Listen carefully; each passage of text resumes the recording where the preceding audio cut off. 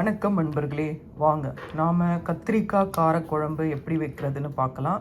அதுக்கு நான் ஒரு பெரிய லெமன் சைஸ் அளவு புளி ஊற வச்சுருக்கேன். நல்லா சுடு தண்ணியை கொதிக்க வச்சு அதில் ஊற வச்சுருக்கேன். அப்போ தான் நம்ம புளியை கரைக்கும் போது நல்லா புளி சாறு கிடைக்கும்.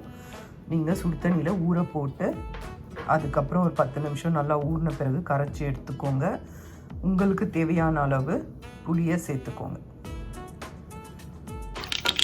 காரக்குழம்புக்கு நான் நல்லெண்ணெய் எடுத்திருக்கேன். கொஞ்சம் எண்ணெய் நிறைய இருந்தால் தான் குழம்பு நல்லாயிருக்கும். அதில் நான் கடுகு, ஜீரகம், வெந்தயம், உளுத்தம்பருப்பு இது எல்லாமே கலந்து வச்சுருப்பேன். அந்த தான் நான் போட்டிருக்கேன் தாளிப்புக்கு. காரக்குழம்புக்கு வெந்தயம் சேர்த்திங்கன்னா ரொம்ப நல்லாயிருக்கும். அதனால் கடுகு, ஜீரகம், வெந்தயம், பெருங்காயம், உளுத்தம்பருப்பு இதை சேர்த்துக்கோங்க. அதுக்கு பிறகு ஒரு மீடியம் சைஸ் வெங்காயத்தை நல்லா நீல வாக்கில் கட் பண்ணி எடுத்துக்கோங்க. பொரிஞ்சதும் நாம் நறுக்கி வச்ச வெங்காயத்தை இதில் சேர்த்துடலாம். அப்புறம் ஒரு கொத்து கறிவேப்பிலையும் சேர்த்துக்கோங்க. இந்த அளவுக்கு பெரிய தக்காளி ஒன்று எடுத்துக்கோங்க. இதையும் பொடியாக நறுக்கிக்கலாம். 2 கத்திரிக்காய் எடுத்திருக்கேன். இதையும் நீல வாக்கில் நறுக்கி எடுத்துக்கலாம். வெங்காயம் நல்லா வதங்கிடுச்சு. இப்போ நான் கீத்தாக நறுக்கி வச்சுருக்க கத்திரிக்காவை போட்டுருக்கேன். இந்த கத்திரிக்காவும் நல்லா வதங்கணும். நல்லா வெந்தால் தான் நல்லாயிருக்கும். அப்போ தான் குழம்போடு எடுத்து சாப்பிட்றதுக்கு நல்லாயிருக்கும்.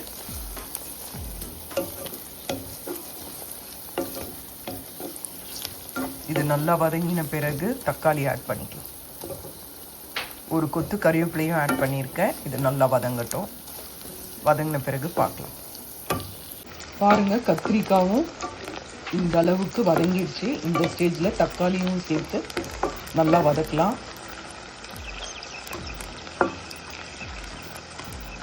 நான் நறுக்கி வச்ச தக்காளியை இதில் சேர்க்குறேன். தக்காளி நறுக்கியாச்சு. தக்காளி இதில் சேர்த்து நல்லா வேக வைங்க. நல்லா தக்காளி குழையணும். அப்போ தான் குழம்பு நல்லாயிருக்கும். தக்காளியை ஜாஸ்தியாக சேர்த்துட்டு கூட புளியை கம்மி பண்ணிக்கலாம். அது ரொம்ப சுவையாக இருக்கும். அந்த மாதிரி கூட நாம் செய்யலாம். தட்டை போட்டு மீடியம் ஃப்ளேமில் வச்சுட்டு தட்டை போட்டு மூடி வைங்க. இது நல்லா குழைஞ்ச பிறகு நாம் வாங்க பார்க்கலாம். காய் நல்லா வதங்கிடுச்சு.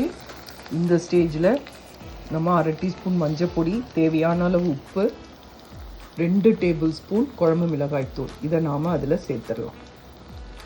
இதை நல்லா இந்த காயோட போட்டு நல்லா வதக்கி விட்டுக்கலாம். நல்லா வதக்கின பிறகு நாம் கரைச்சி வச்சுருக்க புளி தண்ணியை இதோட புளி கரைச்சலை நாம் இதோட சேர்த்துடலாம். மீடியம் ஃப்ளேமில் வைங்க. ஏன்னா ஹை ஃப்ளேமில் வச்சிங்கன்னா இந்த பொடிங்கெல்லாம் தீஞ்சு போயிடும். மீடியம் ஃப்ளேமில் வச்சுட்டு ஒரு கலரிட்ட பிறகு நாம் புளி கரைசலை இதில் சேர்த்துடலாம். கத்திரிக்காய் உங்களுக்கு அப்படியே தெரியணுன்னா நீங்கள் முன்னாடி ஸ்டேஜ்லேயே இது பண்ணிவிடுங்க. எங்கள் வீட்டில் கத்திரிக்காய் தெரிஞ்சால் எடுத்து போட்டுருவாங்க. அதுக்காக தான் அது குழைய வேக வச்சுருக்கேன். புளி கரைசலை இதில் சேர்த்தாச்சு.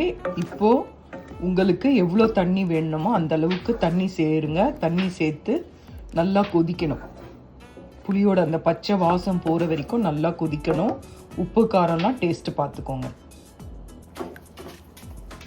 தேவையான அளவுக்கு தண்ணி மிக்ஸ் பண்ணிட்டேன். நல்லா கொதிக்கிட்டோங்க. எண்ணெய் அப்படியே பிரிஞ்சு வரணும். எண்ணெய் நல்லா மேலே அப்படியே பிரிஞ்சு வரும். அந்த ஸ்டேஜில் நான் உங்களுக்கு காட்டுறேன். இப்போ பாருங்கள், எண்ணெய் நல்லா பிரிஞ்சு வந்துடுச்சு. பார்த்தீங்களா, எண்ணெய் அப்படியே தெரியுது பாருங்கள். இந்த ஸ்டேஜில் நாம் அடுப்பை ஆஃப் பண்ணிடலாம். இது சாதத்துக்கு நல்லாயிருக்கும்.